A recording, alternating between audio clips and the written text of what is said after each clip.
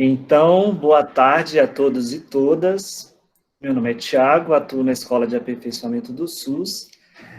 Damos boas-vindas, né, a mais uma webconferência promovida pela Escola de Aperfeiçoamento do SUS, ligada à FEPEX. O tema de hoje é segurança e qualidade do paciente. E, em nome da diretora, doutora Adriana Pederneiras, agradecemos a participação de todos nessa tarde.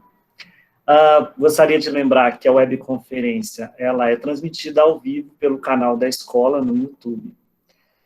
E para dar continuidade, eu passo a palavra para o moderador dessa tarde, o doutor Ageu Albuquerque, para dar início aos trabalhos.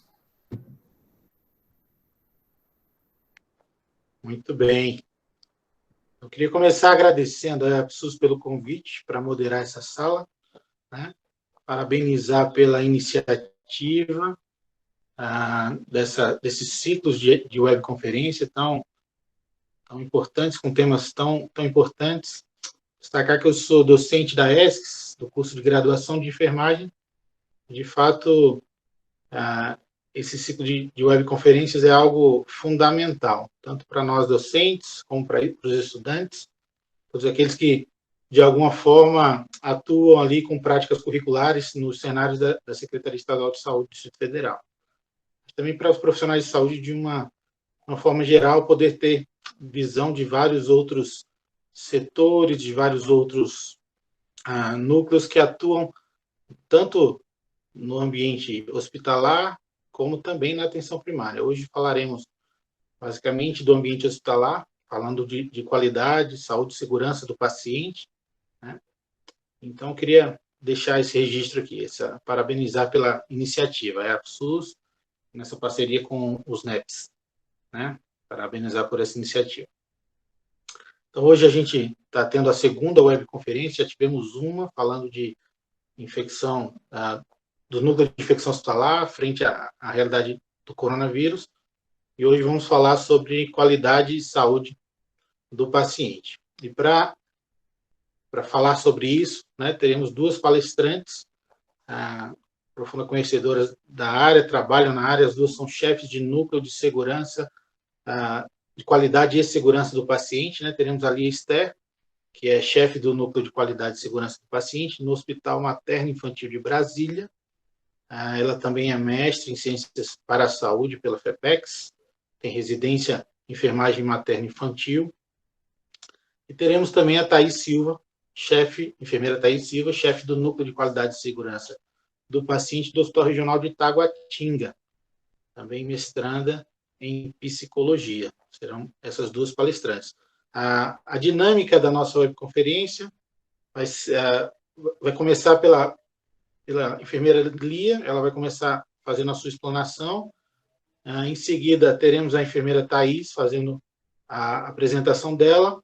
E durante as apresentações, vocês podem ir colocando aí no chat, no próprio YouTube, colocando as suas dúvidas, perguntas, coisas que vocês gostariam de saber, que a equipe vai estar captando essas perguntas, e ao final das duas palestras, da Lia e da Thaís, então a gente retorna para fazer um período aí de perguntas e respostas. Então, aquelas perguntas que vocês forem fazendo no decorrer da webconferência, a gente vai fazê-las ao final. Então, durante aí, forem surgindo dúvidas, comentários, podem colocar lá, que ao final a gente vai fazê-las para as palestrantes, tá bom? Então, vamos começar. Vamos começar com a Lia Esther, falando aí sobre a qualidade e segurança do paciente. Ok. Boa tarde, pessoal. Bom, primeiramente gostaria de agradecer, né, pelo convite. É uma honra, um prazer poder contribuir de alguma forma e conversarmos um pouquinho sobre esse tema tão importante aí para a saúde, né, que é a segurança do paciente. E é isso. Alguém pode liberar a apresentação? Será que eu vou conseguir ver?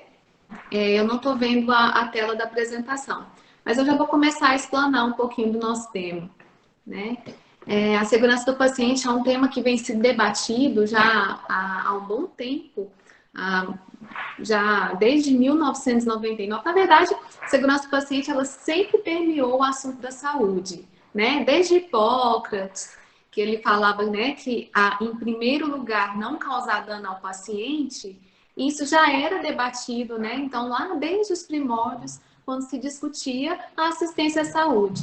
Florence Nightingale também falou muito sobre segurança do paciente, né? E sobre o que a segurança do paciente aborda. Mas a segurança do paciente, ela ganhou um maior destaque a partir do ano de 1999, quando foi publicado um relatório pelo Instituto de Medicina dos Estados Unidos, em que se verificou uma alta mortalidade relacionada à assistência à saúde, relacionada a falhas de assistência à saúde. Tanto mortalidade quanto também complicações, sequelas e danos ao paciente relacionados à assistência à saúde. E aí, desde então, desde 1999, né, tem sido discutido sobre a segurança do paciente. E o que vem a ser a segurança do paciente? É reduzir ao mínimo aceitável o risco de dano ao paciente, né, durante a assistência. Mas o que seria esse dano? Né? Na verdade, dano evitável, né? E o que seria um dano inevitável, né, ao paciente? Existe dano inevitável ao paciente? Às vezes existe algum dano existe dano necessário ao paciente, né? Então, se é reduzir ao mínimo aceitável o dano desnecessário ao paciente, eu parto do pressuposto que existe um dano necessário. E eu pergunto para vocês, existe um dano necessário ao paciente? O que seria esse dano necessário ao paciente? Né? O dano necessário ao paciente seria uma incisão cirúrgica, seria a infusão, né? O furo, né? Do acesso venoso periférico. Perdi as palavras aqui na minha mente. Isso seria um dano necessário ao paciente, né? Eu estou rompendo barreira, mas para eu infundir uma medicação. Estou rompendo a barreira, mas é para fazer uma cirurgia necessária ao paciente. Esse é o dano necessário. O dano desnecessário é quando eu, a partir de uma medicação, eu ocasiono um dano ao paciente. Na maior parte das vezes, esse dano não é intencional, claro, né? Ninguém sai de casa querendo causar dano ao paciente, né? Eu gosto muito de dar essa aula conversando, tô sentindo falta de conversar. Gosto muito de começar a dar exemplos, né? E aí a gente vem com essa, né? Porque a gente tem a tendência de achar que nós somos muito heróis, né? E que nós não podemos errar. Claro que nós não podemos errar, mas a gente consegue nunca errar? Isso é uma coisa que a gente pode garantir como profissionais de saúde? Não, né? Porque nós somos humanos, né? Errar é humano, né? Então, a partir disso que a gente, partindo desse pressuposto que eu sou humana e que eu posso errar, e isso é muito importante, eu ter a noção de que o erro é possível. Por mais competente que eu seja, por mais estudiosa que eu seja, por mais prática que eu tenha naquilo especificamente, naquela assistência, eu preciso entender que é possível errar, para eu construir barreiras que evitem que essa falha chegue ao paciente, né? E é aí que entra a segurança do paciente. A segurança do paciente entra nisso, em trabalhar e a partir do erro, ao invés de eu ficar me culpando, ou ao invés de eu negar que o erro existe, é a partir desse erro eu aprender onde foram as falhas, onde eu posso melhorar, né, naquela falha ali. Eu vou começar a dar exemplo, gente, senão fica muito abstrato, né? Vou dar um exemplo meu, né? Para ser uma coisa ética, não posso dar exemplo de outras pessoas. Bom, um dia eu estava lá na assistência, estava fazendo um curativo no abdômen de um bebê e era uma gastrosquise. Não sei se vocês sabem o que é gastrosquise. O gastrosquise é quando as alças intestinais do bebê nascem para fora, tem uma abertura, né, na cavidade, no abdômen, e as alças intestinais estão para fora. Então é feita uma cirurgia e essas alças, elas vão sendo colocadas né, de forma adequada na cavidade abdominal, progressivamente, dia a dia. E eu estava fazendo um curativo de uma gastrosquise. Bom, eu era até a supervisora da unidade, estava toda paramentada, coloquei minhas luvas estéreis, estava lá de jaleco, máscara, gorro, aspirei, abri um soro, datei o soro ali com a data de abertura e horário, aspirei o soro na seringa para fazer aquele curativo, e estou fazendo curativo, soro fisiológico, né? No decorrer, no meio do curativo, um colega entrou no posto, né, onde eu estava realizando o curativo, olhou para o soro e falou: Lia, você está usando esse soro para fazer o curativo? Eu disse: tô, esse soro mesmo, aspirei daí. Nossa, Lia, você está fazendo curativo com soro glicosado. Ai. E eu gosto sempre de perguntar: o que vocês acham, como vocês acham que eu reagi? Vocês acham que eu falei, nossa, que erro meu, né? Vamos corrigir nossos processos. A forma natural da nossa reação é olhar, mas gente, a primeira reação que eu tive foi de culpar o outro. Quem foi que guardou o soro fisiológico no armário de soro glicosado? Porque eu peguei o soro glicosado no armário de soro fisiológico. Poxa, gente, isso não pode acontecer, né? A minha primeira reação foi ali culpabilizar o outro, ou seja, me ver livre da culpa e culpabilizar o outro. Isso é natural do ser humano. Mas isso não nos leva a nada. Se eu conseguisse parar aí, em que eu ia aprender? Né? Em que eu poderia mudar os meus processos a partir disso? Não é mesmo? Então, a minha colega olhou, Lia, mas você não conferiu o rótulo, não é mesmo? Tá aí. Então, eu também tive parte da responsabilidade naquilo ali. Né? Então, pode passar o slide, por favor. Então, é por isso que a gente pega e fala que o ideal é não ter culpa no meio, porque a culpa, ela, na verdade, estagna o processo, para o processo, né? O ideal é cada um se responsabilizar e nós juntos corrigirmos todo um processo. Teve sim alguém que guardou o soro glicosado no armário do soro fisiológico, mas também teve a minha parte em que eu não chequei o rótulo daquele soro. E aí eu lanço outra pergunta para vocês. Vocês conhecem aquele caso de uma técnica de enfermagem que trocou um frasco de soro fisiológico por uma vaselina? Né? Não sei se vocês conhecem, mas acho que a maioria conhece. Se vocês não conhecem, pode pesquisar no YouTube que vocês encontram.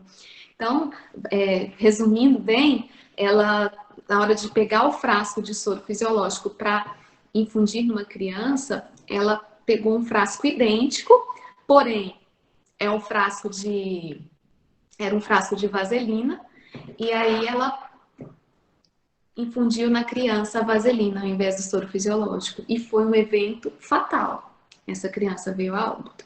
Né? E aí eu pergunto para vocês, qual a diferença da minha falha para a falha dela? Foi exatamente a mesma falha. Nós duas não checamos o rótulo da medicação.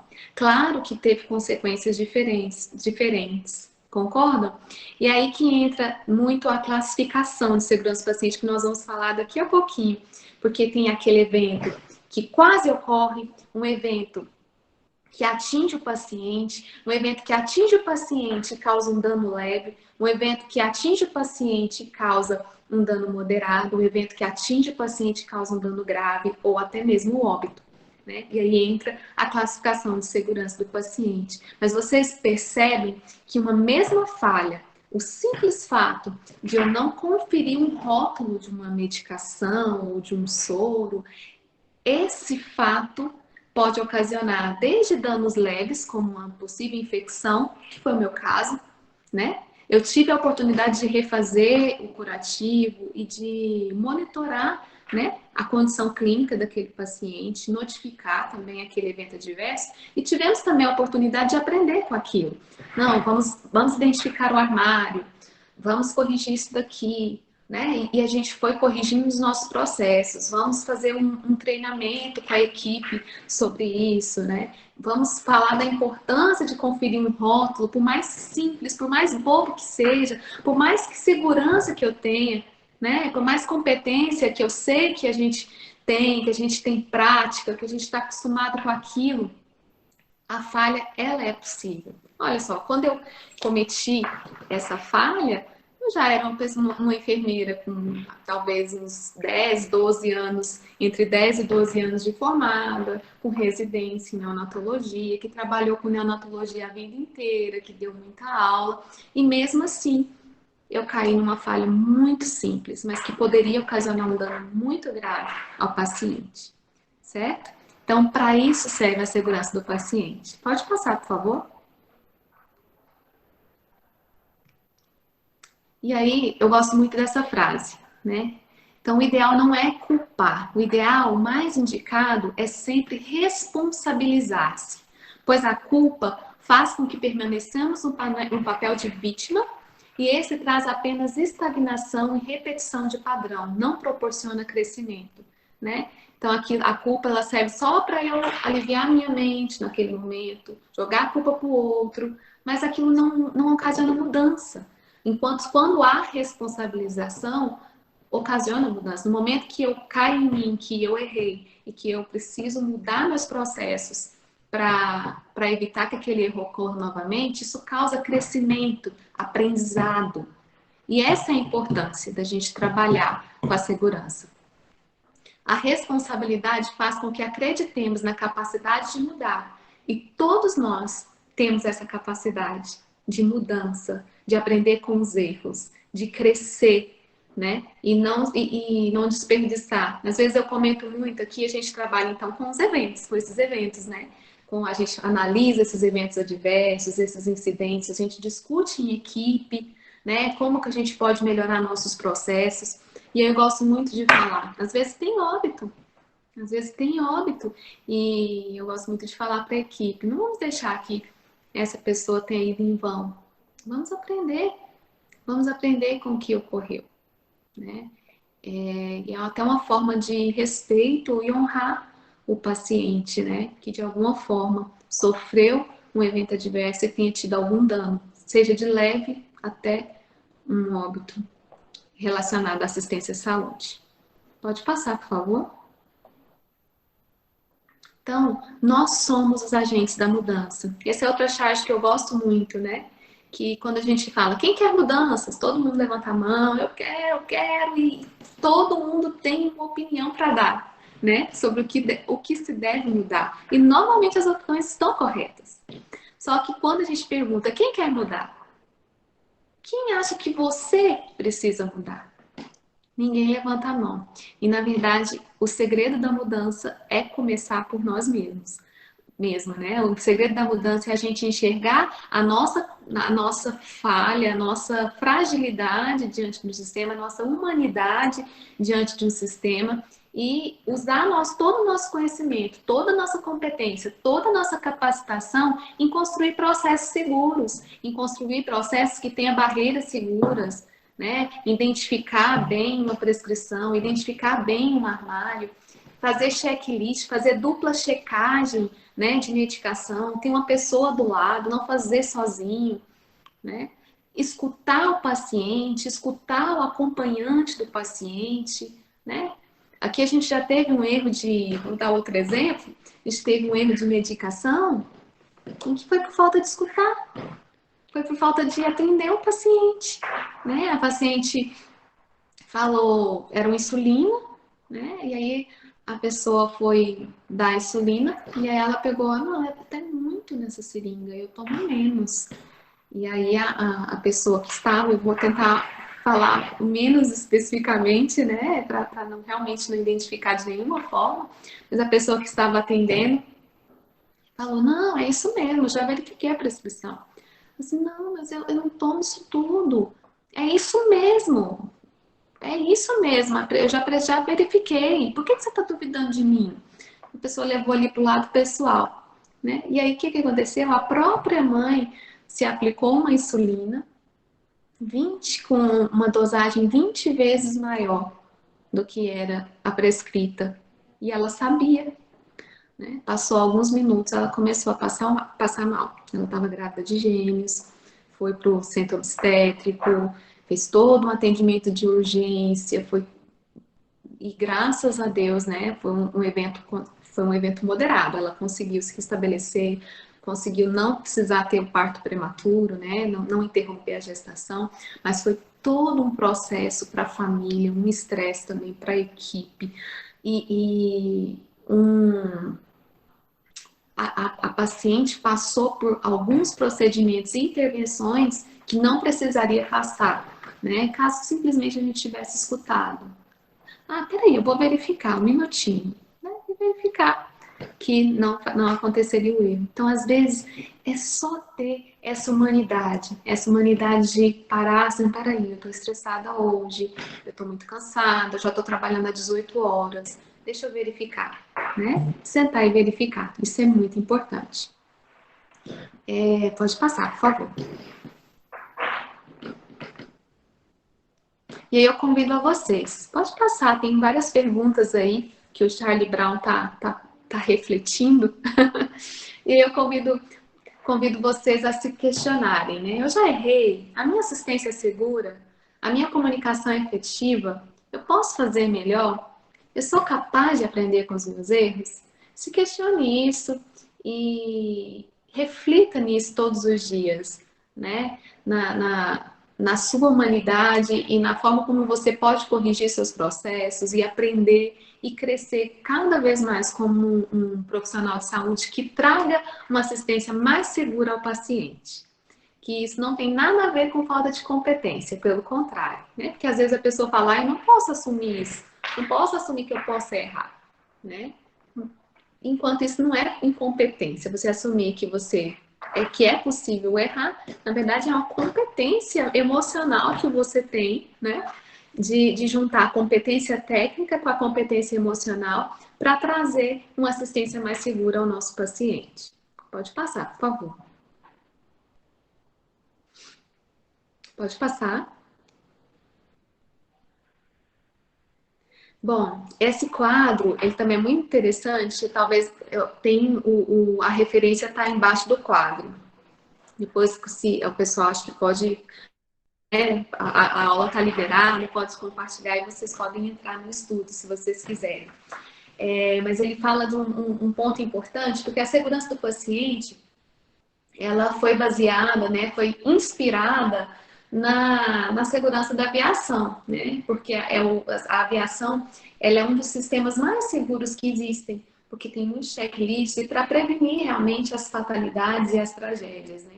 Então, os pilotos e todo o processo, né, de decolagem, de aterrissagem, ele é permeado por barreiras, por checklists e por processos que fazem aquele processo ser mais seguro.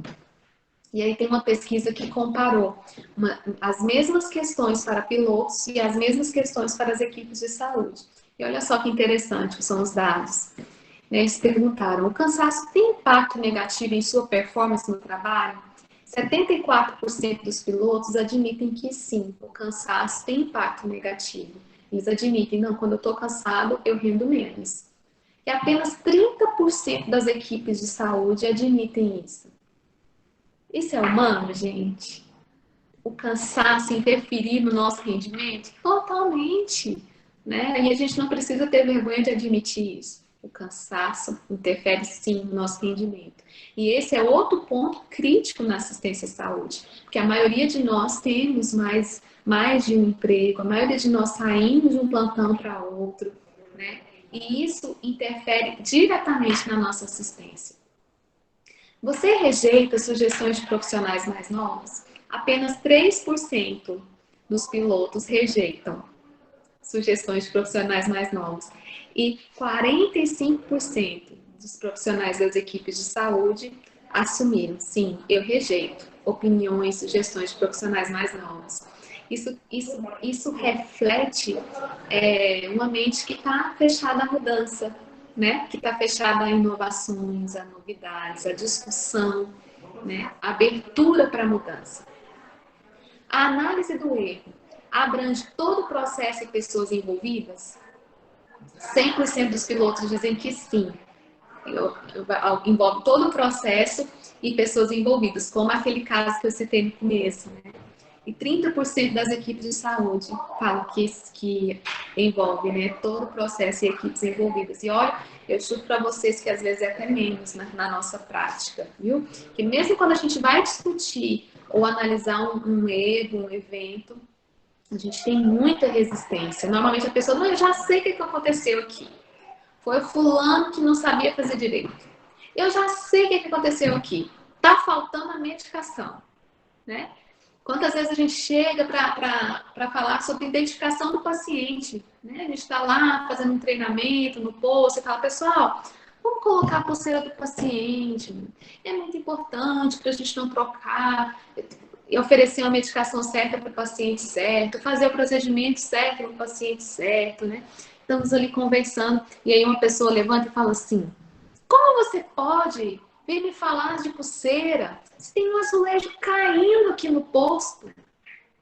Mas o que tem a ver o azulejo do posto com a pulseira de identificação do paciente? Como a gente tem a tendência de desviar o nosso foco, né, para aquilo, para outra coisa e culpar outra coisa que às vezes não tem relação nenhuma. É importante, sim, ver a estrutura física e ver que o azulejo está caindo, mas naquele momento nós estamos falando sobre identificação do paciente. Nós temos pulseira? Temos. Nós temos caneta? Temos. Nós temos 10 segundos para escrever o nome e colocar no pulso do paciente e explicar por que aquilo? Temos. Então vamos fazer. É essa mudança que começa a acontecer. Não é? Eu não preciso esperar que o azulejo esteja todo certo no posto de saúde para eu colocar uma pulseira no paciente, não é mesmo? Então, enxergar isso, né? Enxergar que aquilo depende de mim. Você acha que comete erros? 100% dos pilotos assumem que sim, que cometem erros. 30% da equipe de saúde acha que comete erros. Os outros 70% não são humanos. É fácil discutir e reportar seus erros? 100% dos pilotos dizem que sim, que é fácil discutir e reportar seus erros. 56% das equipes de saúde falam que é fácil discutir e reportar seus erros. Bom, a intenção desse quadro não é nos criticar, eu também estou nessas equipes de saúde, mas é mostrar para vocês a cultura de segurança em que nós estamos inseridos. Nós estamos inseridos numa cultura de segurança, de culpabilização, de deixar, de romantizar um pouco a nossa atuação, né? E esquecer que nós somos humanos, que nós somos formados, nós somos técnicos e nós precisamos e somos humanos.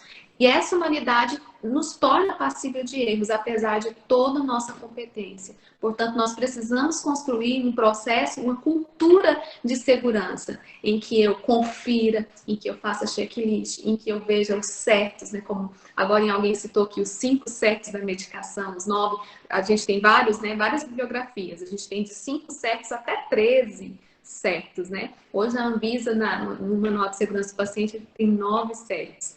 Então, construindo as análises, né, as avaliações de risco para lesão de pressão, as avaliações de risco para quedas, né, que a Thaís vai falar mais tarde.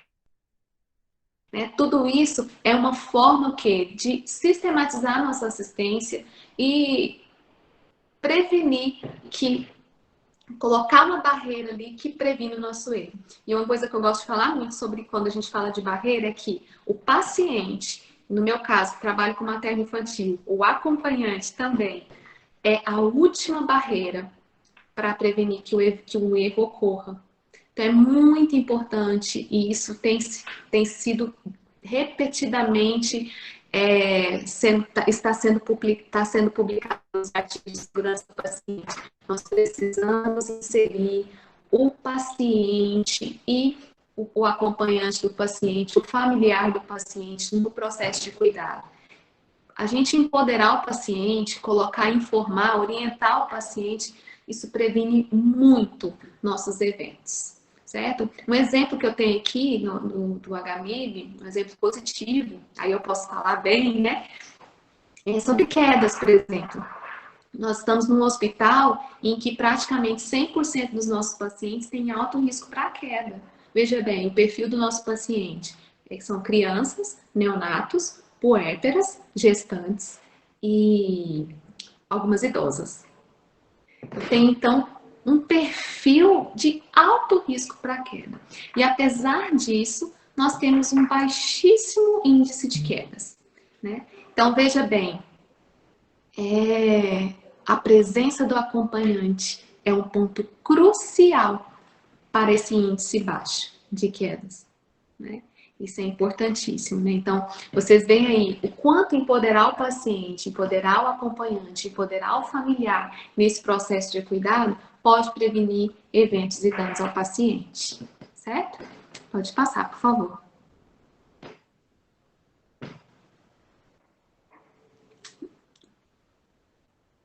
Bom, então aqui aprendendo com eles, né? Resumindo o que nós falamos durante o quadro.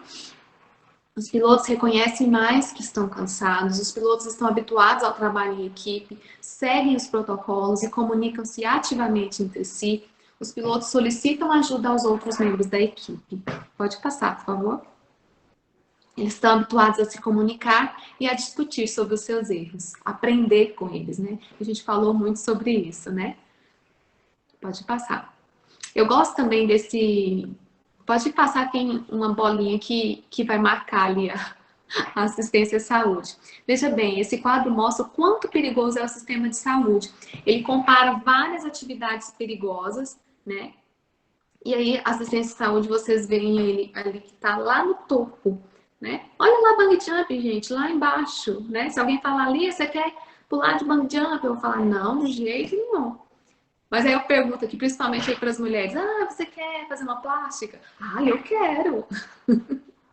E olha, a assistência hospitalar é muito mais perigosa do que pular de bungee jump. Fica a dica, hein, gente? Pode passar, por favor. Bom, e aí que entra a segurança do paciente. Aqui, na verdade, está falando um pouquinho de tudo que eu falei, mas de forma mais sistemática, né? Então, o conceito formal de segurança do paciente é redução ao mínimo aceitável do risco de dano desnecessário associado ao cuidado de saúde. E o que é dano? É um comprometimento da estrutura ou função do corpo ou qualquer efeito dele oriundo, podendo ser físico, psicológico ou social. Isso é importante, esse conceito de dano, porque às vezes a gente se apega ao dano só quando ele é físico. E a gente tem dano social, a gente tem dano psicológico também. Vou dar um exemplo aqui também. Bom, eu tô aqui tentando falar para não expor muito, né? Mas, por exemplo, uma troca, né? Um paciente, um bebê, né? Com a pulseirinha identificada, é entregado para uma mãe trocada. O que vocês acham desse evento? É um evento com dano grave? O que vocês acham? É um evento grave, mas aí teve algum dano físico associado? Mesmo que seja uma troca por 30 minutos, 40 minutos, tem um dano grave associado por causa do dano psicológico e social associado a esse evento, né? E as pessoas normalmente questionam esse tipo de evento, um evento como esse, falam, não, mas por que está sendo considerado grave? É realmente grave? Né? Então, a gente tem que estar atento a isso. O dano, ele não é só físico. O dano é psicológico e social. É um incidente... Gente, a tela sumiu para mim. Tá? Que alguém pode retornar. A tela... Não tá aparecendo a tela aqui para mim. Mas eu vou falando. Pode ser que eu não fale aí na ordem como tá na tela. Na tela da apresentação. Bom, então... Esse é o conceito de dano, né? Lembrando que o dano pode ser físico, psicológico, social. O evento, o incidente, é quando algo acontece no paciente e nem sempre ele causa dano. Por exemplo, é algo inesperado, né? Algo que a gente não esperava aconteceu. Por exemplo, uma medicação, né? Por exemplo, um captopril oral, que foi um comprimido, foi macerado e na água filtrada, e aquela infusão foi colocada, em vez de ser colocada na sonda enteral, foi colocado no acesso venoso central. Um evento adverso daqueles, né? Mas nós tivemos uma ocorrência dessa aqui no hospital e que o paciente não teve dano. Não teve dano. Não me pergunte por quê. Então, foi um incidente, aconteceu no paciente, né? Na verdade, eu até imagino por quê, porque a pessoa, assim que ela colocou aquela infusão no acesso venoso central de forma equivocada, ela percebeu. Então, ela fechou o acesso venoso central imediatamente e foi procurar ajuda. Então, acredito que aquela medicação oral, que não devia estar na veia, ficou no trajeto do catéter, né? E aí o paciente não teve nada. Mas é um incidente que aconteceu, atingiu o paciente, porém eu não tive dano, certo? Então, este é o conceito de incidente. O incidente pode ter ou pode não ter dano. É algo que inesperado aconteceu ao paciente. Isso é um incidente. A partir do momento, por exemplo, esse mesmo acontecimento, eu peguei uma infusão que deveria ser oral e coloquei, infusão não, né, gente? Uma solução que deveria ser oral e eu coloquei em via endovenosa. E aquilo ali causou dano ao paciente, ele faleceu. Isso é um exemplo, por exemplo. Isso foi um incidente com dano, e um dano grave, que causou óbito. Esse incidente, quando ele tem um dano ao paciente, ele é chamado de evento adverso. Esse evento adverso, ele é classificado como leve, moderado e grave. Leve é quando o paciente praticamente ele retoma sozinho, né? Aquele dano. Por exemplo, eu vou colocar uma medicação, eu coloquei, ela deveria ter sido lenta e eu coloquei em bolos, coloquei de uma vez. E aí o paciente teve um ataque cardíaco. Foi um incidente com dano, né? Um incidente eu deveria ter feito de uma forma, não fiz, e isso ocasionou uma manifestação clínica no paciente. Ele teve um ataque cardíaco. Teve dano, porém, passou 5 minutos, ele retornou à frequência cardíaca normal, sem nenhuma intervenção. Esse foi um evento adverso leve, certo? Então, evento adverso leve, um incidente com dano que causou um dano leve. Um evento adverso moderado é aquele evento adverso em que eu causo danos moderados ao paciente, em que eu preciso de uma intervenção moderada. Por exemplo, eu atrasei a dieta de um... Gente, meus exemplos são todos muito relacionados com o bebê, né? Por causa do perfil do nosso paciente. Então, atrasei a dieta de um bebê, e aí pulei uma dieta de forma equivocada, e esse paciente ficou com hipoglicemia. Medi a glicemia, ele estava com glicemia de 40, né? Deveria estar acima de 50 para um neonato.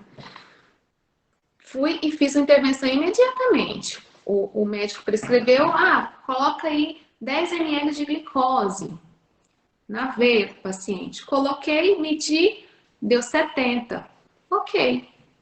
A partir daquela minha intervenção, paciente, eu pulei uma dieta de forma equivocada, o paciente teve uma hipoglicemia relacionada a isso. É um evento adverso moderado. Mas eu fiz uma intervenção moderada. E aquele paciente restabeleceu a sua glicemia, certo? Então, moderado. E poderia ir para o grave. Se eu esperasse um pouquinho, se eu não fizesse alguma intervenção moderada, esse paciente poderia ficar grave. E o evento adverso grave? O evento adverso grave, gente, é quando a gente tem um dano permanente, físico, social, psicológico. Aquele dano dura a vida inteira, uma sequela permanente, uma perda de órgão, né? E o óbito. Esse é o evento grave, né? Por exemplo, a gente teve aqui um NPT, que deveria ter corrido em 24 horas, ela pega e corre em 2 horas.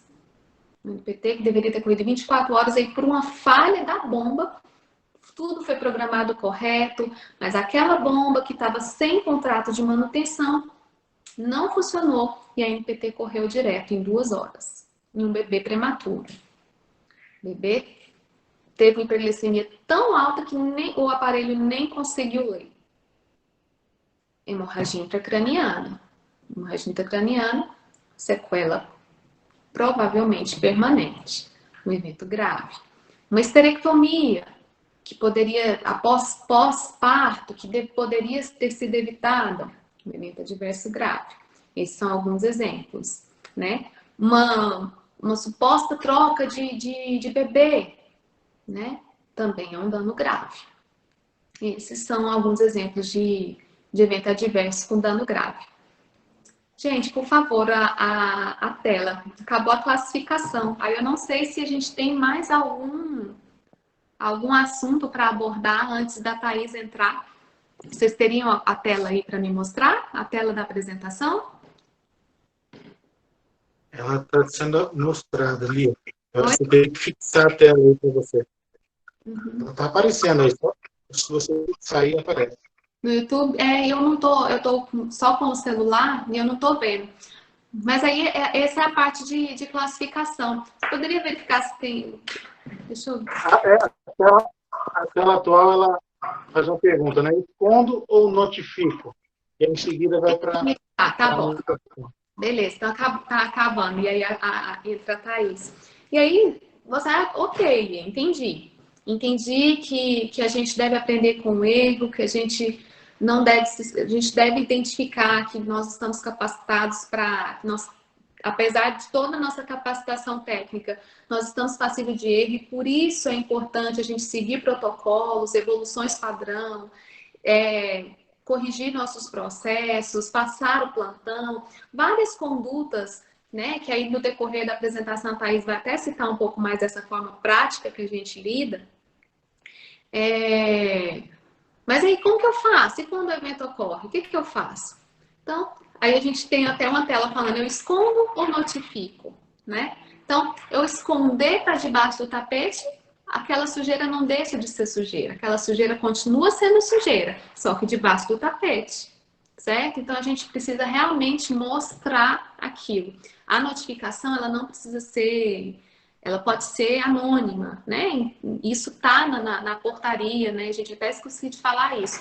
Aqui no Brasil, a segurança do paciente foi estabelecida em 2013, né, pela RDC 36 e pela portaria 523 do Ministério da Saúde. E aí, tudo isso que eu estou falando é o que está nessa legislação, certo? E tem vários manuais que contemplam isso daí. E a notificação é um dos pontos que está nessa legislação. Então, toda vez que eu tenho um incidente, ou um quase incidente, ou um evento adverso, seja ele leve, moderado ou grave, e eu esqueci de citar um, que é o near miss, né? Eu evito de falar esse termo aqui no Hospital Materno Infantil, porque o near miss materno está relacionado com um evento adverso grave materno, né?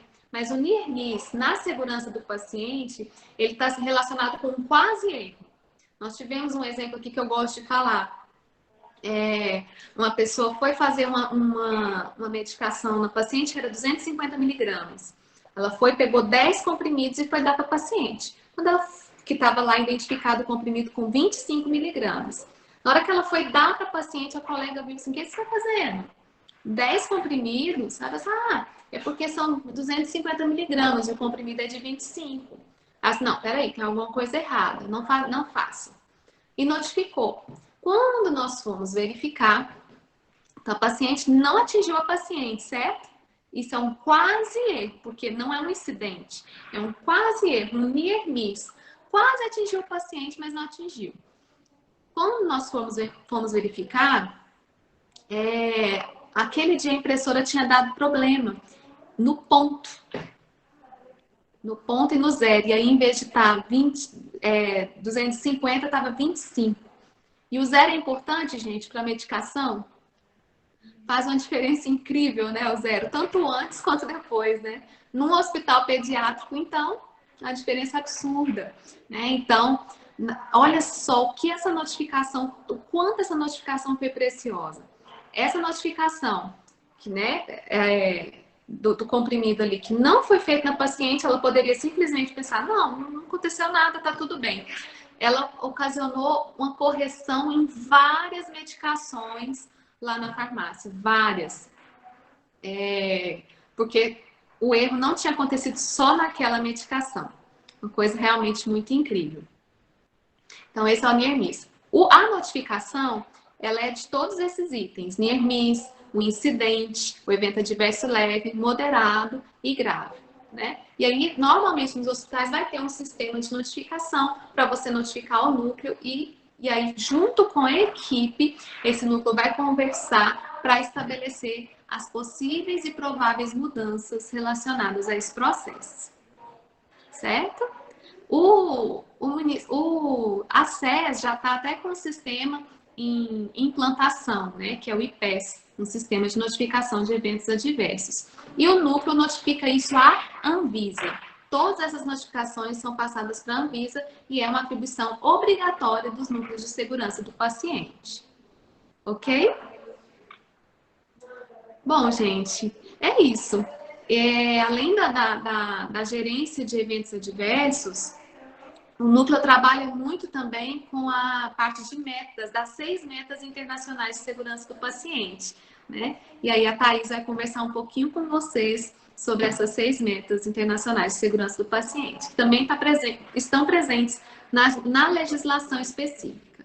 Foi um prazer e é com você aí, Ageu e Thaís. Muito bem. Agora vamos seguir com a apresentação. A Thaís vai dar continuidade e vem trazendo. Ao final, vamos então as perguntas, tá bem?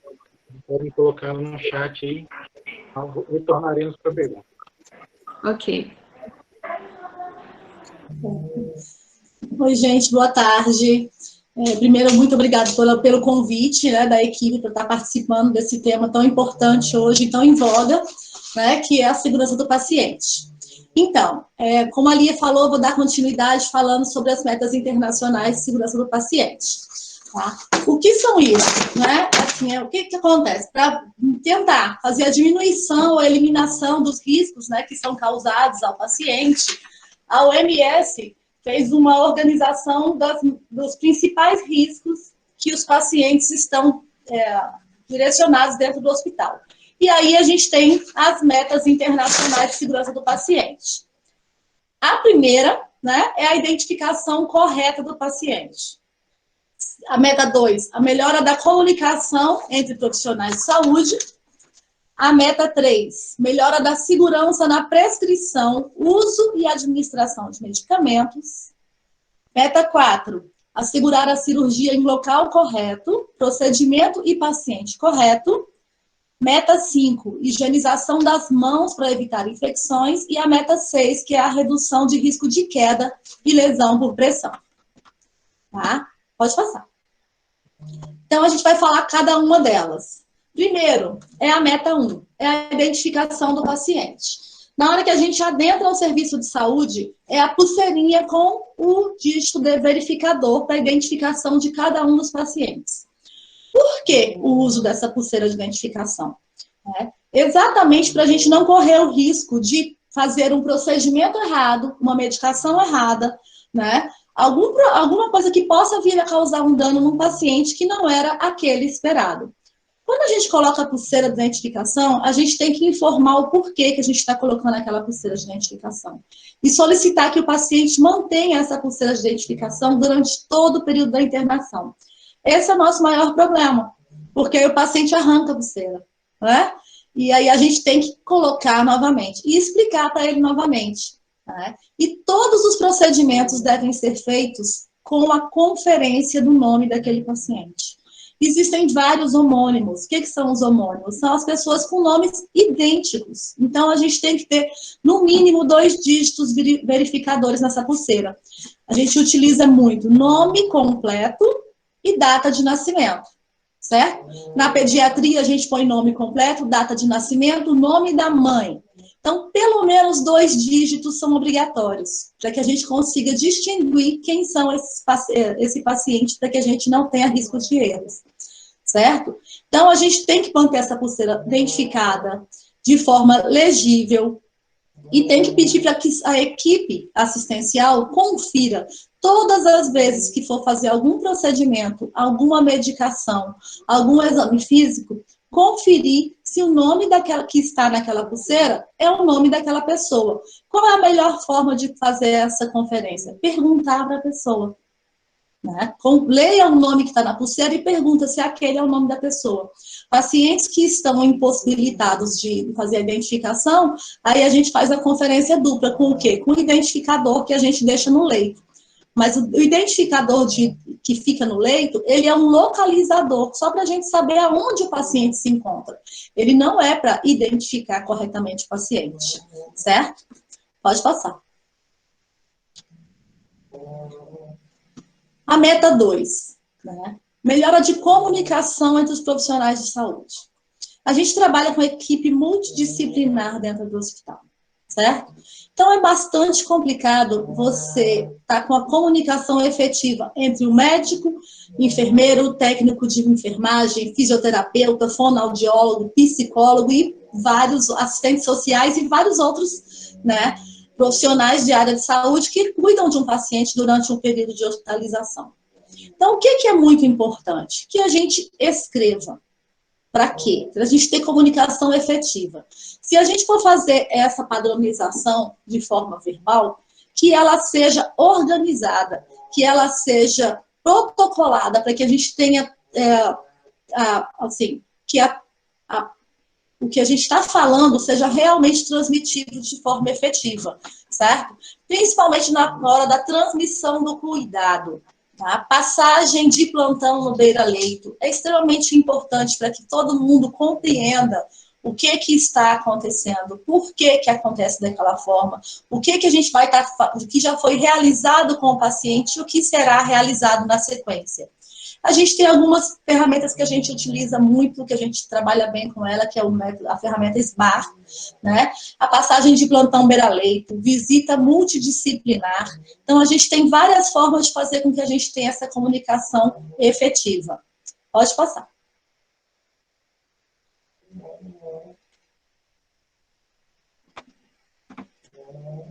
Não? Tá. A gente faz o quê? O método SBAR, que é muito utilizado, né? Por que ele é tão importante? Porque ele tem um processo de cuidado que esclarece todas as dúvidas, evitando as falhas assim. O SBAR são 4 letras: situação, legal, avaliação e recomendação.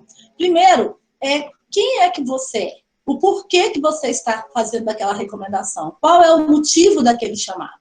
Certo? O B, né? Legal. É o diagnóstico de admissão e é uma história resumida do paciente e o que você está fazendo atualmente com ele. E a avaliação. O que mudou? Quais são os dados clínicos, laboratoriais? O que o paciente está passando naquele momento que te fez fazer aquela solicitação de uma avaliação nova? E as recomendações, transferência de cuidado. Tá? O que a gente está fazendo? Como é que pode ser feito o cuidado diferenciado? Pode passar de volta. Próximo. Um exemplo prático, né? Pulou uma. Dentro do SBAR. Pulou um slide. Aí. Ageu, volta um slide, pulou um slide.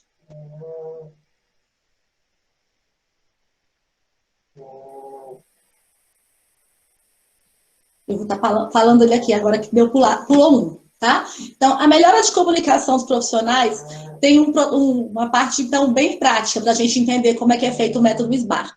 Por exemplo, você está com um paciente que teve alteração e você vai ter que dar uma ligada para a equipe médica para fazer uma avaliação. Então, você informa, né?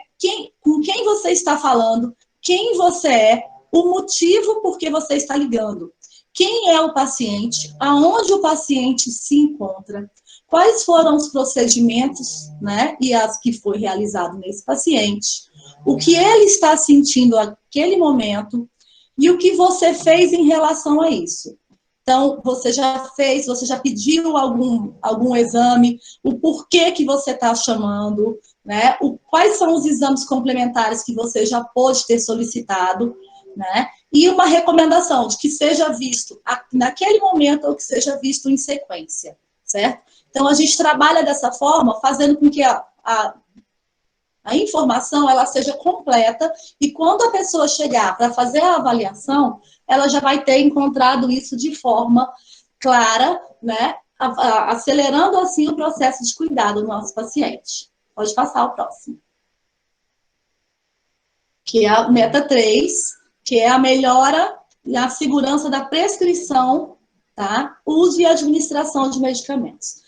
Assim como a Lia falou, que a gente ocorre eventos adversos relacionados à medicação, alguns podem vir a ser graves e a gente pode não ter condição de corrigir, certo?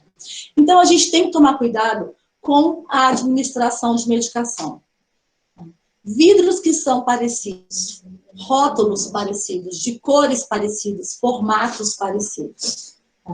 E prestar atenção a quanto tempo a gente está mexendo ali, trabalhando, a quantas horas a gente já está em serviço, o quão a gente movimenta com aquela medicação para estar entrando no automático e não lendo o rótulo de forma correta, não fazendo o cálculo de forma correta, certo? Então, a gente coloca erro de grafia, e eles têm aparências muito parecidas. Algumas medicações têm aparências bem parecidas.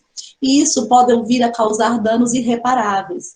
Então, olhar, pegar a medicação, fazer a conferência dupla dentro, né? Ler a medicação, ler a prescrição, organizar a forma de reconstituição e administração, né? Reconstituição, diluição e administração dessa medicação. Como essa medicação deve ser administrada a cada um dos pacientes? Ela tem infusão lenta? Ela tem uma infusão em bolos? Certo? O paciente tem alergia à medicação? Perguntar sempre para o paciente se ele já tomou aquela medicação, se ele teve alguma reação adversa àquela medicação. Certo? Qual é o histórico dele em relação a ela. Então, isso vai fazer com que a gente tenha a administração inadvertida com menos frequência, certo? E a gente melhora os riscos. Como é que a gente faz essa monitorização, né? Erro de prescrição de medicação. Quem está na área de saúde sabe, né, que isso acaba ocorrendo. Tenha sido por erro na impressora, assim como a Lia falou, né? Ou sendo como um erro mesmo de não ter perguntado se o paciente tinha alergia àquela medicação. Prescrever uma dipirona SOS, na hora que você for administrar, faça a pergunta para o paciente. Diga que medicação que é, para que ela vai ser administrada, e se ele já tomou a medicação antes, e se ele tem alergia à medicação. Isso pode evitar, o paciente pode te falar, eu já tomei dipirona antes e tive uma hipotensão severa. Né? Entrei em síncope, tive um desmaio. Você não vai administrar aquela medicação, você vai voltar, né, na equipe e informar, olha, o paciente está me alegando que já teve algum tipo de reação àquela medicação e não vai estar administrando. Isso é bastante importante. Então, a atenção na hora do preparo, vai fazer a aspiração da medicação, né? Ver se aquela medicação tem que ser reconstituída em soro fisiológico, em soro em glicose, né? Para saber se ela não vai estar cristalizando. Também o que é bastante importante na segurança de administração de medicação, inspecionar a medicação anteriormente, antes do preparo. Pegar a medicação e olhar, né? Ela é em pó? Ela está realmente toda em pó? Ela é líquida? Ela tem algum tipo de cristal dentro? Né? Ela cristalizou? Ela sedimentou? Tem alguma alteração visível? Se tiver qualquer alteração visível na medicação, não administre aquela medicação. Deixe ela ali, pegue uma outra para fazer a administração e informe a equipe da qualidade e segurança do paciente para fazer uma pesquisa do porquê que aquela medicação está com alguma alteração. Próximo.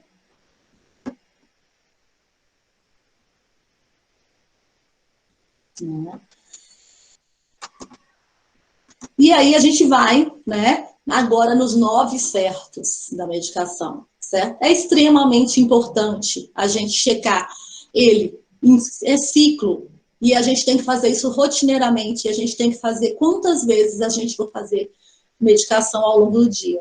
O paciente está correto? É esse paciente que eu vou dar essa medicação? Como é que eu vou olhar isso? Pulseira de identificação. Volta lá na meta 1, confere se o paciente é esse mesmo. A medicação está correta? Confere o nome da medicação com a prescrição. A via de administração está correta? Essa medicação é para ser administrada de forma intramuscular, endovenosa, né? A infusão é lenta, certo? É em bolos. A hora está correta. Hora correta. O paciente tem 2 antibióticos, né? Você tem que saber organizar para que você não administre os antibióticos que têm inconsistência um com o outro para não dar eles na hora errada, né? Que tipo de medicação é essa? Que é a hora dessa medicação? Essa medicação é um protetor gástrico? Qual é a hora que o protetor gástrico tem que ser dado? Né? Uma medicação que é administrado antes da alimentação, a gente tem que olhar tudo isso.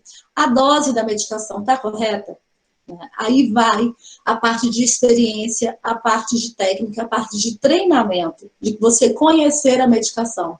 A gente não vai conhecer todas as medicações, então a gente vai ter que estar sempre lendo sobre medicações, que a gente não tem costume de estar mexendo o tempo inteiro. Tá? Registro, tá certo? Então, ali, você olhou, igual a Lia falou, deu um erro de impressão, né?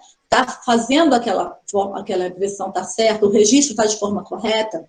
A orientação, qual é a orientação que eu vou dar para esse paciente após essa administração dessa medicação? Está feito da forma certa? Está aplicando da forma certa? E a resposta a essa medicação está de forma correta? Você deu uma medicação, um hipertensivo. Você tem que voltar depois de um certo tempo de ação da medicação para ver se esse paciente teve alguma melhora. A gente encontra, sim, medicações que estão com inefetividade terapêutica. E se a gente não voltar para verificar se essa medicação teve uma resposta correta naquele paciente, a gente não vai saber nunca o que está acontecendo. Então, conferir sempre antes de administrar a medicação, pulseira do paciente, prescrição e a medicação, se ela está sendo feita nesse ciclo de forma correta. Tá? E uma coisa bastante importante é você envolver o paciente nesse processo de cuidado. Pede para ele estar anotando quais foram as medicações que foram dadas. Tá? Se teve algum tipo de alteração após a administração de alguma das medicações, para que ele tenha esse registro, ele faça a devolutiva para você. Você melhora a efetividade desse cuidado, diminui a possibilidade de risco de algum evento adverso ocorrer na administração dessas medicações. Próximo.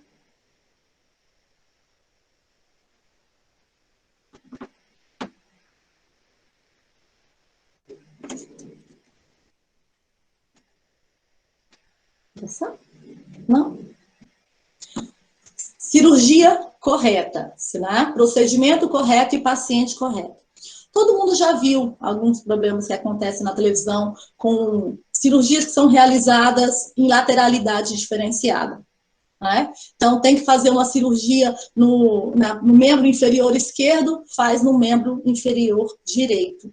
Certo? O que acontece isso?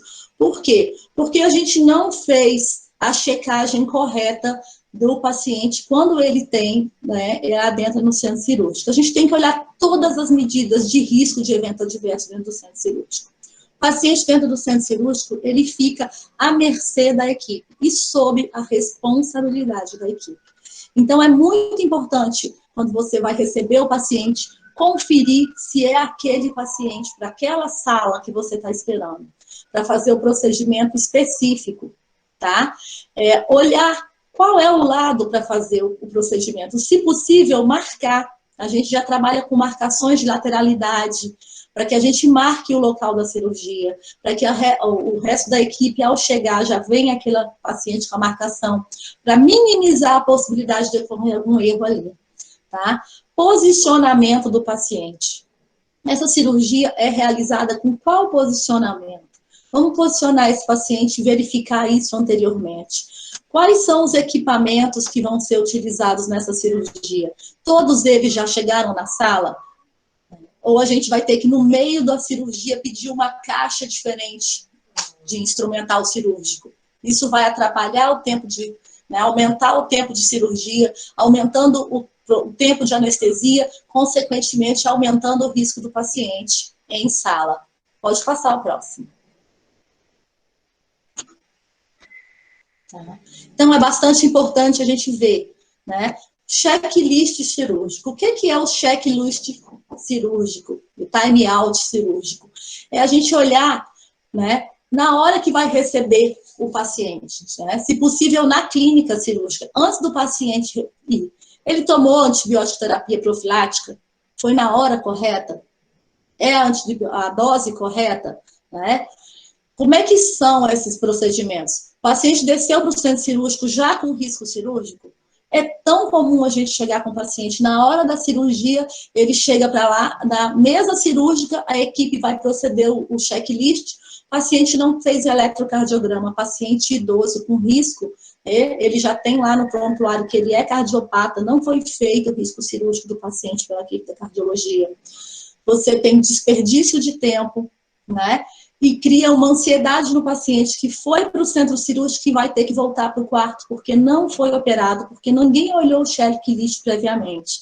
Então, organizar, certo? Para que tudo isso previamente tenha sido realizado e que esse paciente, na hora que ele adentrar o centro cirúrgico, ele já tenha segurança de que a cirurgia tem condição de ser feita naquele dia, né?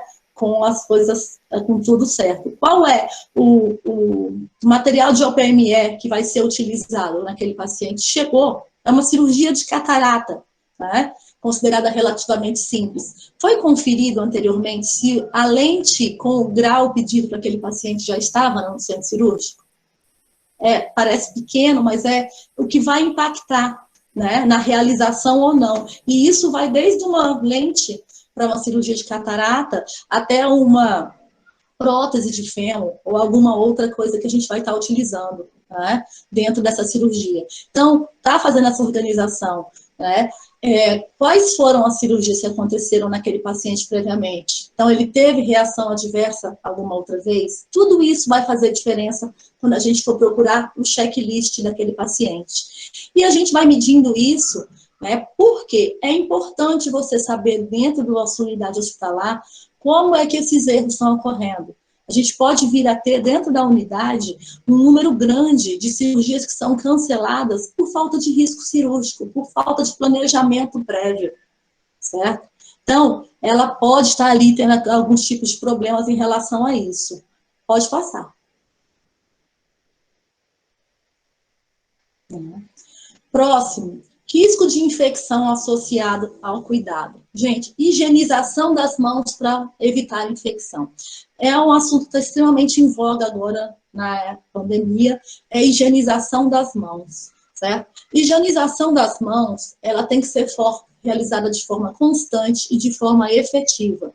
Então, lavagem das mãos com água e sabão, ela é prioritária. Você tem que fazer essa higienização sempre que você adentra na unidade, sempre que você vai começar um procedimento, né? Então, lavar as mãos. Quando você não tiver a possibilidade de lavar as mãos, higienização das mãos com água e sabão. Infecções relacionadas à assistência à saúde, são as IRAS, elas têm assim, um impacto grande no tempo de permanência do paciente dentro da unidade hospitalar. E elas são levadas pela mão dos profissionais de saúde, em sua grande maioria. Quando a gente faz a higienização de forma incorreta, nos momentos incorretos. A gente não faz da forma que deveria e acaba tocando, né, nesse paciente, levando algum tipo de infecção pelo fato de trabalhamos com vários pacientes ao longo do dia. Então, controle de IRAS é muito importante. E um dos pontos primordiais é a higienização das mãos. Tá? Pode passar. Então, fazer essa higienização com constância é muito importante. Isso. Então, como é que a gente vai fazer isso? A gente tem ali os 5 momentos da higienização das mãos. Então, antes de tocar o paciente, depois de trocar, né, em algum equipamento, antes de aplicar a medicação, antes de trocar de foco de estar tocando nesse paciente. Então, orientação, tá? Orientar ao paciente a importância dele higienizar as mãos, ao acompanhante, aos visitantes, a importância deles estarem fazendo a higienização das mãos antes de chegar ao leito desse paciente, tá? Álcool em gel, ele tem que estar visível, ele tem que estar disponível para toda a equipe e para todo mundo que adentra o hospital antes de chegar no leito desse paciente. E, mais uma vez, envolver o paciente e os familiares dele nesse processo, na importância de realizar a higienização das mãos antes de tocar no paciente. Lembrar a ele que a mesinha de cabeceira está ali, mas você tem que higienizar as mãos. Tocou na mesinha de cabeceira, voltar a higienizar as mãos antes de pegar naquele paciente, porque naquela mesinha a gente pode ter o foco de algum tipo de infecção. Então, a importância de você inserir o paciente e a família no esclarecimento de dúvidas do porquê disso. Porque a gente fala que tem que ser realizado, mas quando você informa o porquê que você tem que realizar, você tem uma adesão bem maior, né? E a gente tem um índice melhor de não conformidades com IRAS. Próximo. E a meta 6, que é o risco de queda e lesão por pressão. Gente, quedas dentro das unidades hospitalares, elas são com um risco muito grande, tá? E a gente tem que monitorar esse paciente para que isso não ocorra. Como é que a gente vai fazer isso? Primeiro, na admissão do paciente, é importante a gente já verificar se aquele paciente tem algum risco de queda. Crianças, tá? Gestantes, pacientes idosos são os que mais têm riscos de queda. Mas a gente não tem risco de queda que são decorrentes de uso de múltiplas medicações, tá? Risco de procedimentos invasivos, então procedimentos cirúrgicos, eles têm um risco maior de queda. Então a gente tem que fazer essa monitorização de forma rotineira e diária. O paciente que não tinha risco de queda na admissão, ele pode vir a ter risco de queda 2, 3 dias após o início da hospitalização. Então, fazer essa identificação dos riscos, tá? Adotar medidas preventivas conforme cada um dos pacientes tenha a desenvolver esse risco de queda e informar a eles a importância de estarem prestando atenção nisso, tá? Então, não pisar em locais que estejam molhados, não trancarem porta de banheiros, né? Não entrarem em banheiros ficando lá por muito tempo, sem avisar para ninguém do lado de fora que vai estar entrando para o banheiro. Então, é bem importante, né? E cuidado com o ambiente hospitalar. Então, corrimãos, né? A gente tem que ter para que eles se apoiem e a gente tenha o menor risco de que eles caiam no meio do caminho. Tá? Informar a eles as medicações que eles estão tomando e os efeitos que essa medicação pode vir a dar, pode dar tontura, pode dar enjoo, isso pode fazer com que ele, né, perca o equilíbrio com mais facilidade. Medicações diuréticas, informar para ele que ele vai ficar indo ao banheiro com mais frequência, então ele tem que ficar mais atento nesse caminho e ir no banheiro antes de ficar realmente com a bexiga muito cheia, para ele não ir correndo e não correr o risco de levar um tombo no meio do caminho. E a gente vai minimizando essas possibilidades de quedas, tá? Então, informar para o paciente não se levantar do leito sozinho, ficar sentado primeiro para depois se levantar, pedir apoio para se levantar, principalmente depois do tempo que ele fica muito tempo deitado no pós-cirúrgico, para não levantar de forma abrupta, porque a gente tem risco de quedas, sim, né? E são recorrentes, né? São, assim, todos os hospitais a gente tem problema com risco, com problemas de quedas de paciente, e algumas vezes a gente tem realmente algumas quedas que podem nos ser ocasionadas de forma fatal, infelizmente. Tá? Próximo.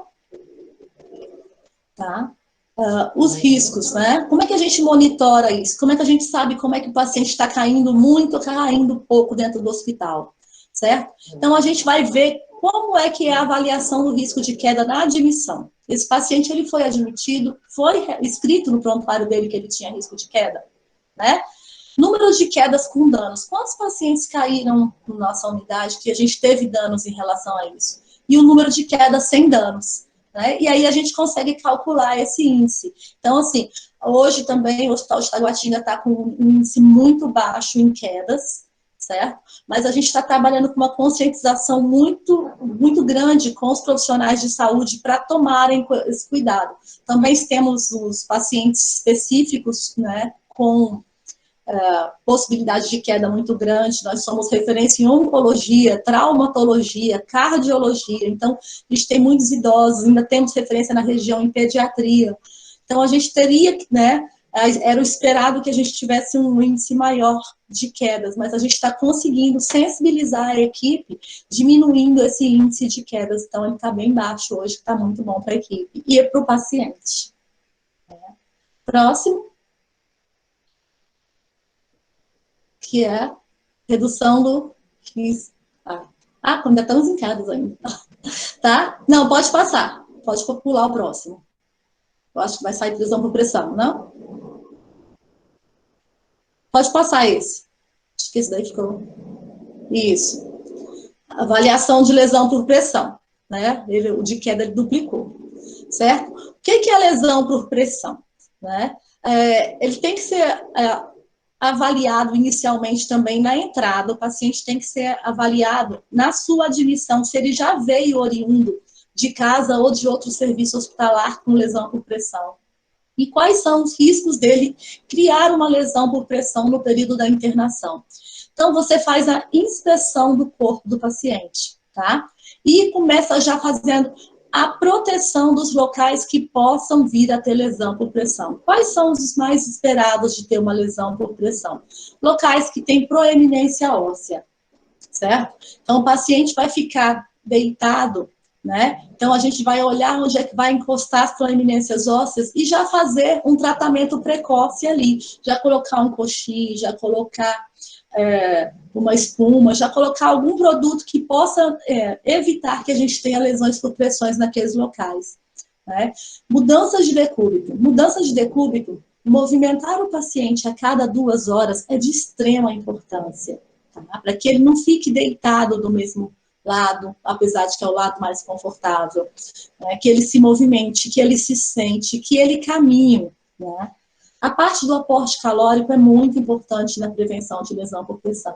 Então, temos que trabalhar em conjunto com a equipe de nutrição, para que esse paciente se alimente bem, para que ele não tenha um emagrecimento severo durante o período da internação, e isso melhore, né, ou diminua a possibilidade que ele venha a ter lesões por pressões.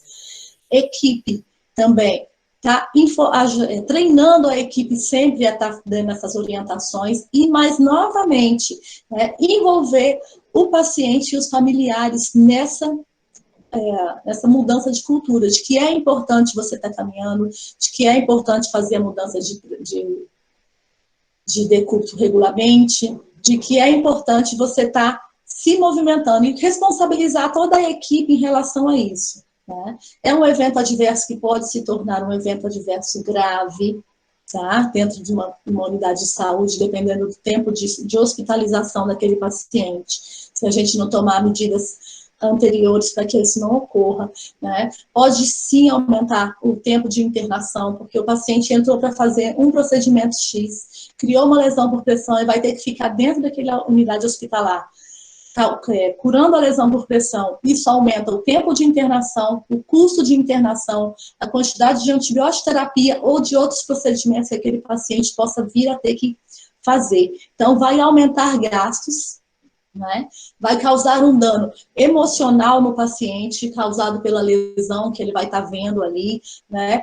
Então, dano psicológico, dano físico. Então, a lesão por pressão, ela tem que ser evitada. Ela tem que ser protegida, a gente tem que proteger o nosso paciente de que ele venha a vir a ter lesão por pressão dentro da nossa unidade de saúde, tá? E a gente mede também o risco de ter uma lesão por pressão, pode passar, pela escala de Braden, né? É a ferramenta mais utilizada para fazer essa medição das lesões por pressão, e a gente vai calculando quantos pacientes a gente teve com lesão por pressão naquela unidade. Né? O que a gente precisa fazer de diferente com aquela equipe para melhorar esse índice? Quais foram as medidas que eles tomaram antes do paciente criar uma lesão por pressão? Quais são as medidas que a gente está tomando depois? né? Então, está sempre olhando isso, monitorando constantemente, né, a integridade da pele desse paciente, vai fazer com que a gente tenha um índice menor de lesão por pressões dentro da unidade de saúde. Então, só próximo, acho que passamos, né? Então, o que a gente busca dentro das metas internacionais de segurança do paciente, tá? A segurança do paciente, ela é feita em conjunto.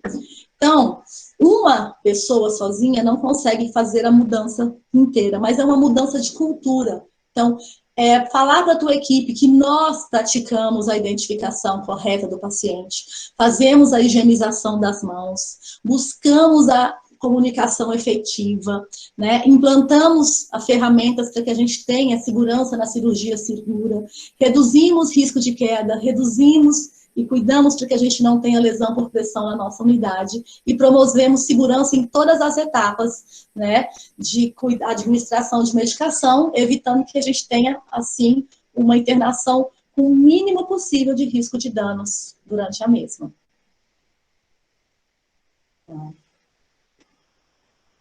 Ageu?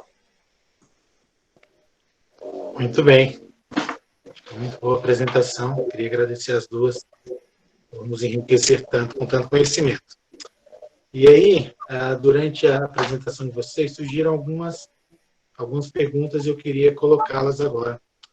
A primeira delas fala sobre a questão da culpa, né? A Lia falou um pouco sobre... Pergunta para as duas, tá? De repente a Lia começa, a Thaís de repente complementa. A Lia falou sobre a questão da culpa, né? De como o erro, muitas vezes, gera assim, um sentimento de culpa que é errado, né? Que não deveríamos ter esse tipo de sentimento, mas sim uma responsabilização, né? Para que as práticas possam ser mudadas, possam ser, de fato, transformadas, para que a gente possa aprender com os erros, né? E aí a pergunta do Tiago foi nesse sentido. Ele perguntou sobre quais estratégias têm sido utilizadas para abordar o erro profissional. Nas unidades de vocês, no HRT, no HMIB, como vocês têm trabalhado para facilitar a captação dessa informação, né, dessas notificações, como vocês falaram, e fazer com que os profissionais, de alguma forma, notifiquem, informem o que está acontecendo, né, para que a gente não caia na omissão da informação, mas também sem cair na culpabilização do profissional. Dentro do HRT, a gente trabalha, né, com essa parte da não culpabilidade. Então, quando a gente tem um evento adverso, então vamos falar dos graves, né, que quando a gente tem um evento adverso grave, é que a gente tem as pessoas vindo com mais sensação de pesar, né, de culpabilidade de que eles poderiam ter feito algo diferente. A gente volta com treinamento, certo? Primeiro se solidarizando, porque qualquer um de nós poderia ter cometido algum tipo de erro, certo? E está fazendo treinamentos para tentar organizar para que isso não seja acometido novamente. Então, a gente vai até as unidades sem chegar especificamente ao profissional, falando com a unidade como um todo. E alguns erros a gente faz treinamentos com todas as unidades. Então, por exemplo, a gente teve um evento adverso, que foi um evento adverso grave, que foi uma queda, né? O paciente teve uma queda... teve um TCE e acabou evoluindo a óbito, né? Então, a gente fez todo um plano de ação do porquê que aquilo como poderia ter sido evitado. O que aconteceu que levou aquele paciente à queda, né? Como é que a gente ia fazer a migração do paciente da UTI para o quarto, para que a gente pudesse minimizar essa possibilidade, né? Quais as ações institucionais que a gente poderia ter feito para que aquilo não tivesse acontecido? E isso fez com que toda a equipe se unisse e se organizasse, tá? E criasse um sentimento de coletividade, de que a responsabilidade é da equipe como um todo, em que aquilo não ocorra novamente. E a gente tem conseguido. A gente tem conseguido receber uma quantidade maior de eventos, né? Principalmente os graves. A equipe aqui, ela se reporta muito rapidamente a nós, pedindo ajuda. Então, a gente conseguiu fazer com que eles sintam-se acolhidos, que o núcleo de qualidade vai os acolher, né? E a gente vai procurar uma solução junta para que não ocorra novamente.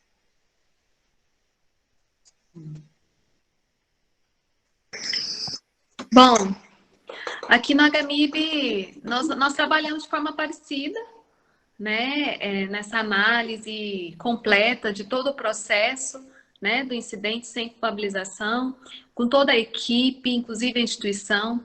Um item que a Thaís não citou, né? Tentar falar algo diferente, que a gente fez aqui em alguns momentos e que foi muito positivo, foi o disclosure, né?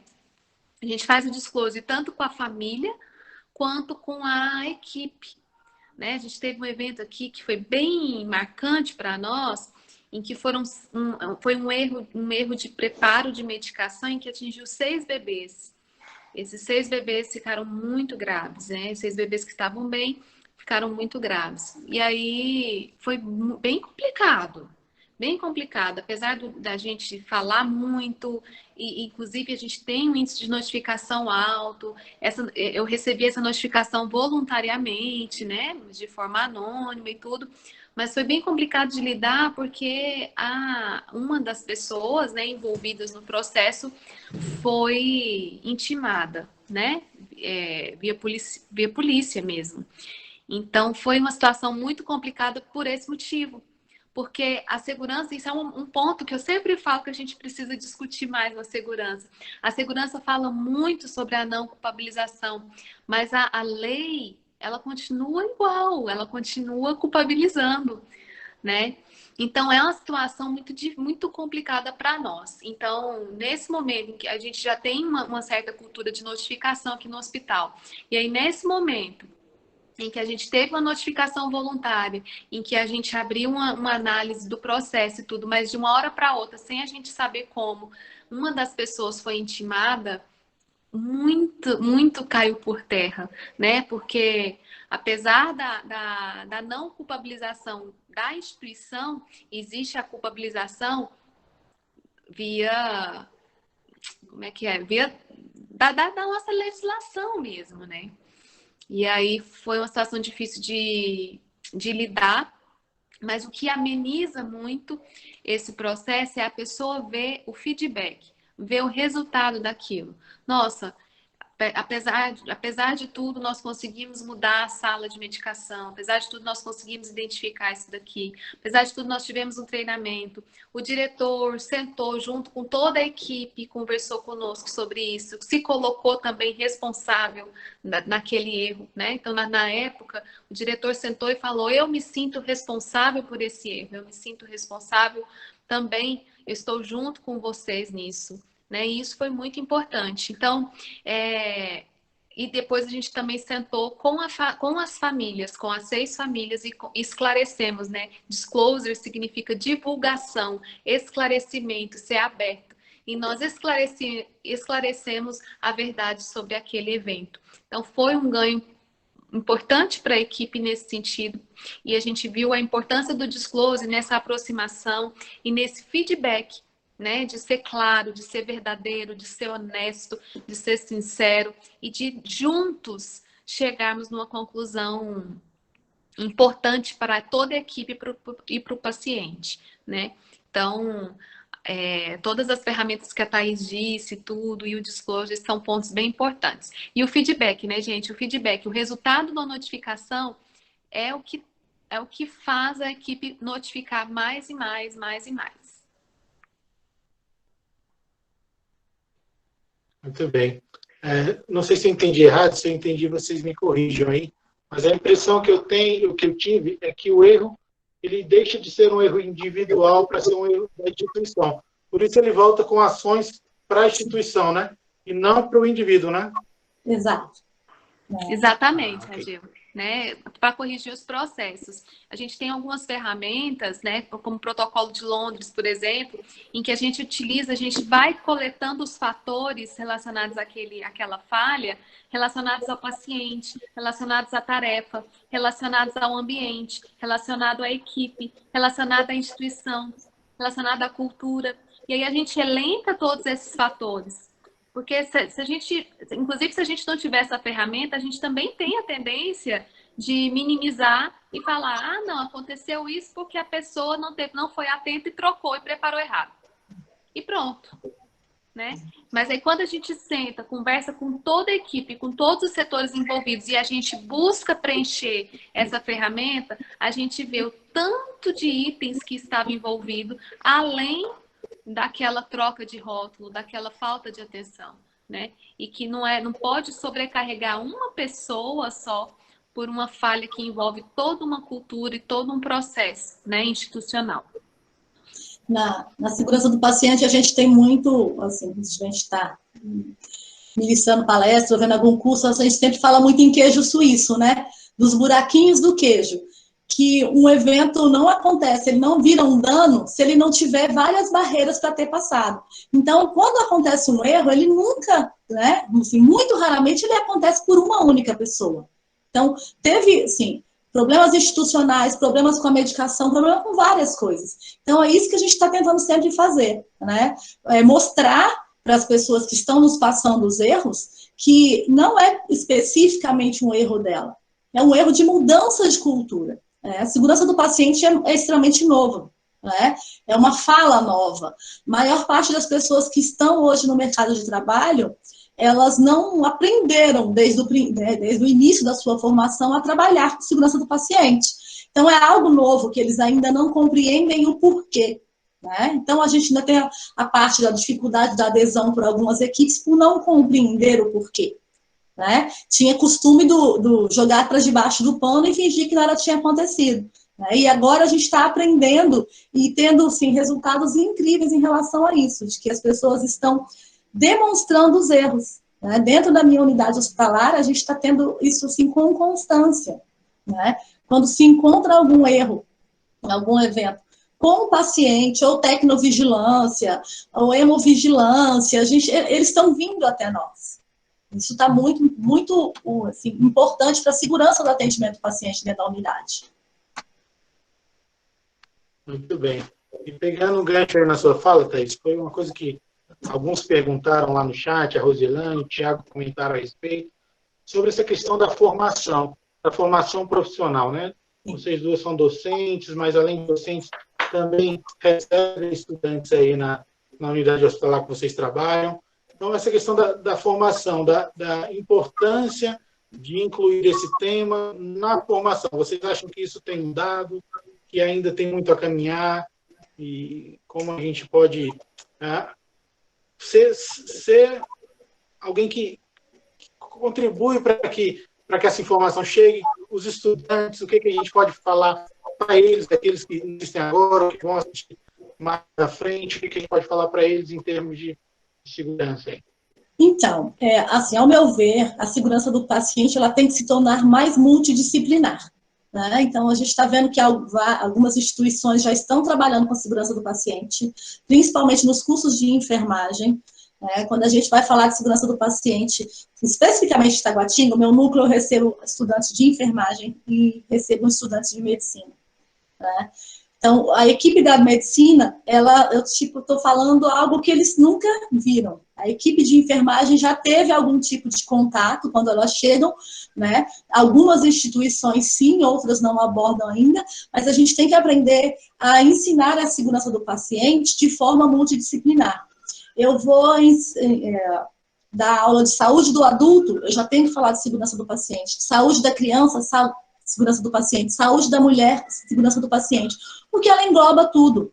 Né? E assim, como são várias coisas que podem acontecer durante a assistência à saúde, né? As pesquisas dizem que 1 a cada 10 pessoas sofre algum tipo de dano quando está dentro de um hospital, né, na assistência à saúde. Então, é algo que a gente tem que pensar de forma mais abrangente, de mais intensificadora, e criar essa cultura de não culpabilização dentro da formação, de que você erra, todos nós somos passíveis de erro, mas a gente tem que aprender a corrigir esse erro. Eu acho que, assim, no meu ponto de vista, a gente ainda tem que evoluir bastante e colocar bem mais a segurança do paciente ali, né, em voga, para que a gente tenha mais pessoas, né, envolvidas com ela. Bom, com certeza, ainda tem muito a evoluir.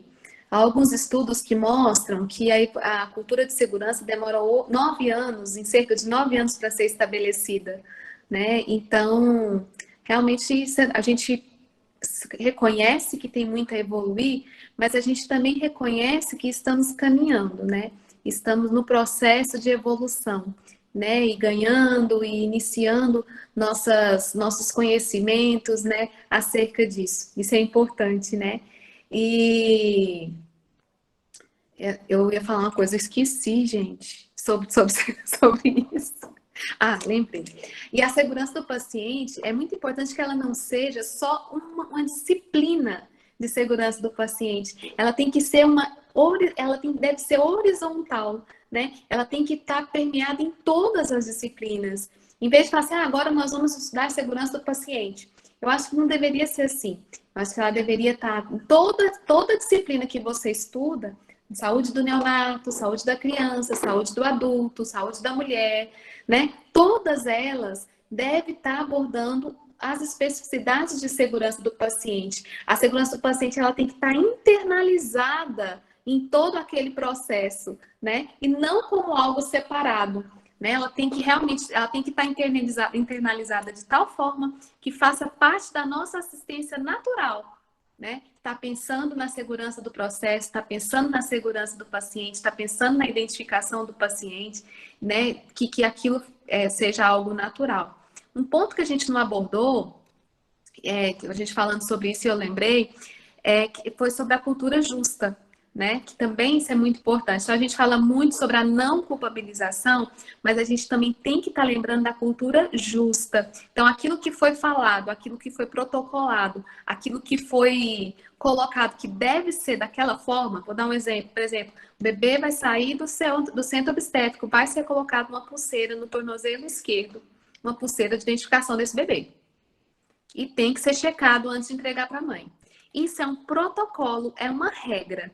E a partir do momento que todo mundo foi treinado e foi assinado, isso é uma regra. E se a pessoa viola essa regra, ela está assumindo o risco de entregar um bebê, por exemplo, para uma mãe errada, né? Então, a gente tem que tomar cuidado, então, também da não culpabilização virar algo injusto, né? Então, a pessoa ela tem que seguir um protocolo. Ela não pode escolher e assumir o risco de violar uma regra estipulada, né? E a ser seguida. Então, isso também é algo que a gente precisa crescer muito, né? Então, eu tenho um protocolo. Se violar, nós precisamos ter consequências sobre isso, né? A não culpabilização é no momento que você não conhece, não tem um protocolo, você não sabe, ainda não é instituído, foi algo totalmente inadvertido.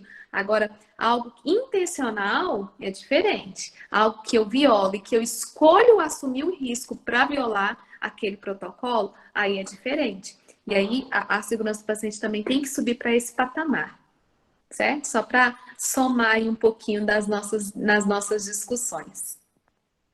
Muito bom, muito bom.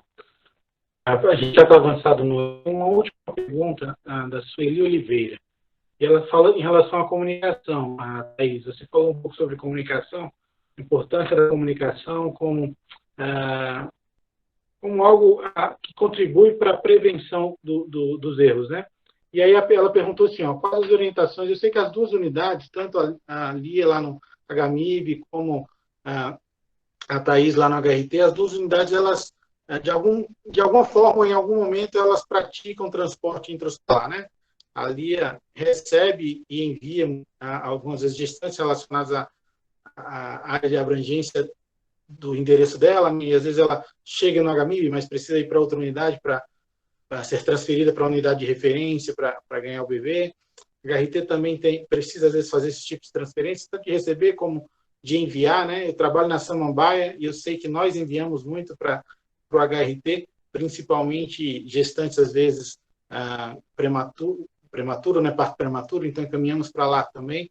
E a pergunta é nesse sentido: quais as orientações para melhorar a comunicação efetiva no transporte interhospitalar, né? O que precisa ser batido o martelo aí, que é essencial para esse transporte? Entendi, Agil. Eu tive um pouquinho de interferência no áudio, mas se eu entendi bem, você está perguntando sobre a segurança da comunicação nas transferências, principalmente as interhospitalares, né? Isso mesmo. Bom, Aqui, olha, a comunicação, ela sempre está assim, nos nossos eventos moderados e graves, o ponto comunicação, ele sempre está presente. O fator contribuinte comunicação, ele está em 100% dos nossos eventos. A falta de comunicação efetiva, inclusive nos transportes. 100%. Então, nós já tivemos alguns eventos relacionados à comunicação, transporte de paciente de forma desnecessária, chegou lá, não era para transportar, e vice-versa, sabe? Chegar lá, não poder fazer o antibiótico lá, e aí recusarem de receber a paciente, porque não fez o antibiótico aqui, mas aqui não era o horário ainda de fazer o antibiótico. Liberarem uma vaga e tá tudo certo, verbal, de forma telefônica, verbal, mas quando chega lá, não, ninguém falou isso para você, não, isso não existe não, pode ir de volta, e aí você tem que voltar com o paciente grave de volta. E aí nós fizemos já alguns protocolos, checklists de transporte, tanto intra quanto interhospitalar, e que minimizaram muito os nossos eventos adversos, né? Porque, apesar ainda de precisar melhorar muito, minimizaram muito os nossos eventos, né? De checklist, de ter que falar assim, não, então, não fez a medicação, mas você vai levar a medicação, né? Por exemplo, né, esse do antibiótico. Se não fez, porque não é o horário, mas leve a medicação para fazer lá, né? Então, teve autorização verbal, ele pede para colocar no prontuário essa autorização antes da gente sair. A pessoa assina aquele formulário. Então, a gente foi construindo um processo que aumenta um pouco as barreiras para evitar esses desencontros. Tá 100%? Ainda não, mas já minimizou bastante. E aí, cada ocorrência que a gente tem, a gente vai trabalhando esses checklists, esses protocolos, esses processos.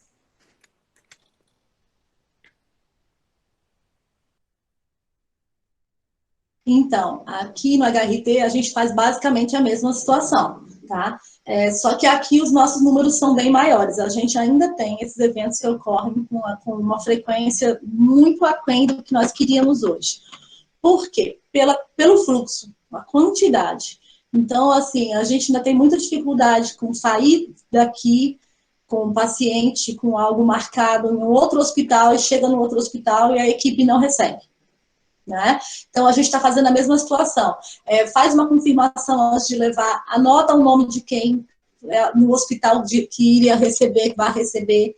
Aqui a gente usa muito internamente na área da Sudoeste, a gente entre a HRT e a HRSAM, a gente tem uma linha direta mesmo de telefone, que a gente liga antes, a gente escreve antes, a gente espera a confirmação antes, para que isso ocorra, para que a gente não fique em trânsito com esse paciente de forma interna, né? Então, o paciente é que ele não desce para o centro cirúrgico sem avisar o centro cirúrgico previamente, não desce para a tomografia, né? Então, a gente tem horários específicos para fazer realização de tomografia de pacientes internados, para a gente já agilizar, para que esse paciente internado não fique na nossa área de espera por muito tempo, né? Exames de rotina, que são eletroencefalograma, ecocardiograma, vários exames que a gente faz aqui, então a gente tem essa comunicação de forma interna que está funcionando e a gente tem minimizado a possibilidade, né, e a perca desse transporte intra-hospitalar com o paciente de forma errônea, né? Então, mas está funcionando também, mas também ainda não está 100%. A gente ainda está melhorando, ainda vamos melhorar muito em relação a isso. Muito bem. Então, chegamos ao fim da nossa webconferência. Queria agradecer a Thaís, a Lia pela participação. Realmente foi uma tarde muito boa. Espero que tenha sido para todos que acompanharam e para aqueles que ainda vão acompanhar. Essa webconferência vai ficar salva no canal da EAPSUS, né, da Escola de Aperfeiçoamento do SUS.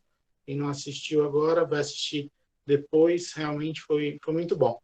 Queria agradecer a EAPSUS mais uma vez por essa iniciativa, né, tão importante, né, nesses dias, para os nossos estudantes, para nós docentes, mas para todo profissional de saúde. Agradecer a todos aqueles que estão aqui com a gente até agora. Tenham todos uma boa tarde. Boa tarde, muito obrigada. Foi um prazer. Ótima tarde. Obrigada, gente.